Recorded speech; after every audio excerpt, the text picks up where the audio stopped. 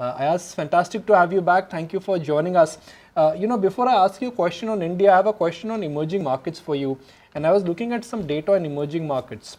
On a 3-year basis, on a 5-year basis, on a 1-year basis, emerging markets have given a negative return. Do you think that is pinching global investors now? Good morning and good afternoon from Hong Kong. Thank you for having me on board. I think the question is obviously pretty broad, and I would say that there have been many trends in which people have tried to make money in emerging markets, in particular Asian emerging markets where we are based out of Hong Kong. And I would say that one of the things which have stood out in the last 5-6 years post the GFC, so to speak, 2008-9, is been this drive towards quality, drive towards predictable earnings, drive towards more secularity, low capital investment, clean balance sheets, etc.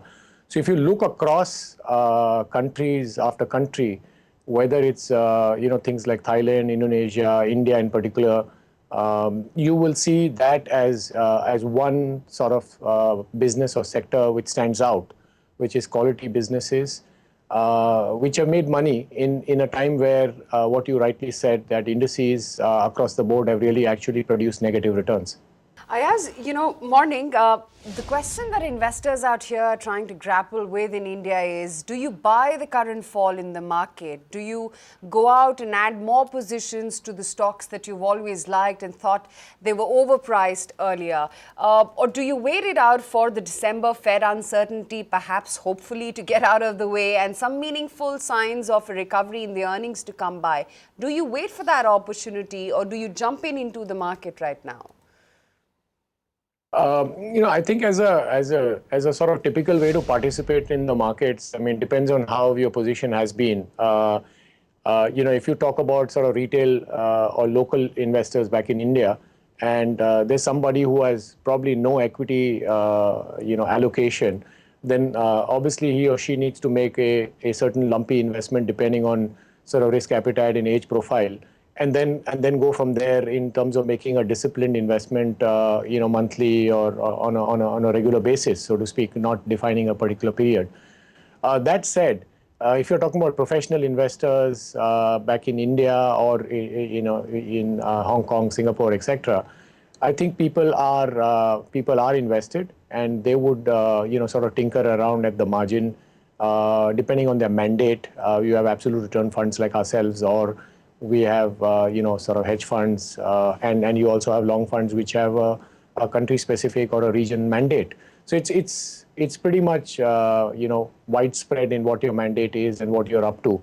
That said, I would repeat to say that there are certain sectors which have made money in India, more so the pharmaceutical sector, IT services, consumer product companies, selective auto and auto part companies. And I guess when you mean by buy into those when they have come off 10 to 20%, yes, in some sense, you could, participate in that. And coming to the question of Fed tightening, there was this big scare in September, and we had this sort of preemptive declines in the markets in August and September in particular. And I think probably people compared it to the worst quarter, almost similar to the GFC quarter, in which the MSCI Asia ex Japan index lost something like 17% in that period for year-to-date basis. So in dollar terms, I mean. Right. So and then that's kind of come back very sharply in October, and then people are again conjecturing the same sort of news in December. So I guess the way markets, which everything is known, don't surprise you. The Fed has done a good job in letting it out and sort of dripping it into the market slowly. Sure. So I guess it won't be such a shocker if it were to come in 25 basis point or whatever it comes in. Right.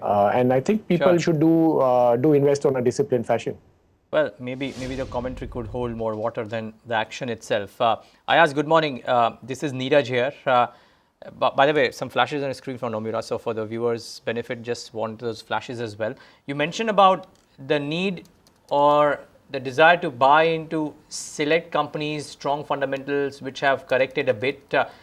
What's your thought on sectors which haven't really moved at all in the last maybe 12 to 24 months? I mean, selectively we can make a case for FMCG, for example, not having made a meaningful move. The staggered moves, maybe 5-10% for an odd stock, but as an index, I don't think it's gone anywhere.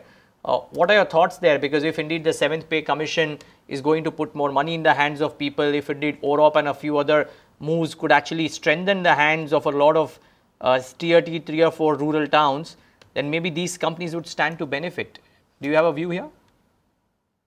Yeah, I mean, if you were to ask some of the naysayers on the other side, I mean, people would say, like, you must be out of your mind to look at companies which are at 40 times earnings and beyond on the one side, and you're asking me to be constructive on the other side.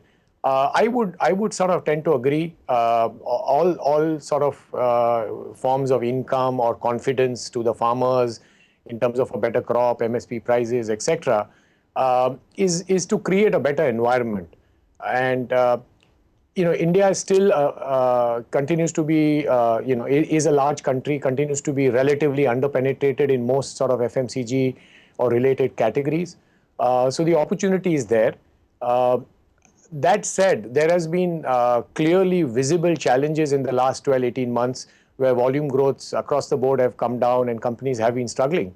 So I think we as investors need to balance out the need to get constructive on a macro basis and look at companies bottom up on what they are talking and what they are delivering. So do you own any and that FMCG point stocks need at not all, be Ayaz? I mean, India Romance, let's be clear, is about demographics. It's about consumption. So consumer staples are expensive. So what is the best way to bet on consumption?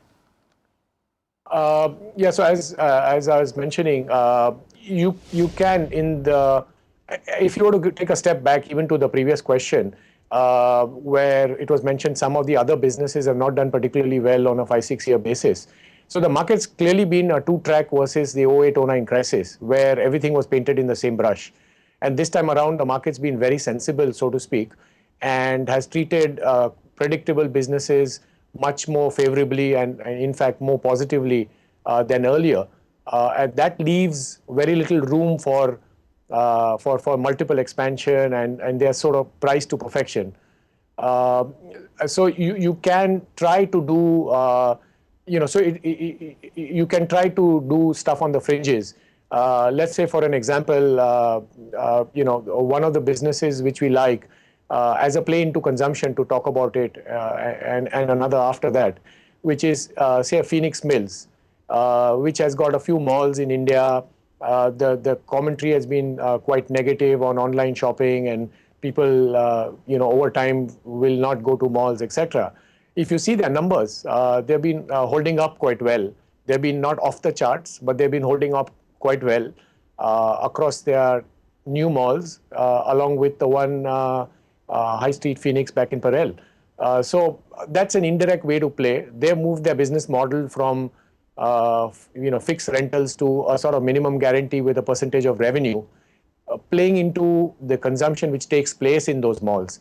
So we're trying to do some of these things, jumping over hoops, because the straight up Dabur, Marico, Godrej Consumer, Emami, etc., are not cheap by any conventional standards, so to speak.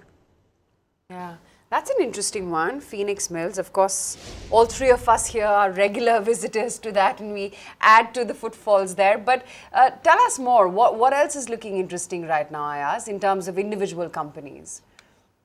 Yeah, so as I mentioned, again, suppliers to more high quality businesses is a little bit of a drift in some sense from the core style to say we are trying to buy high quality businesses.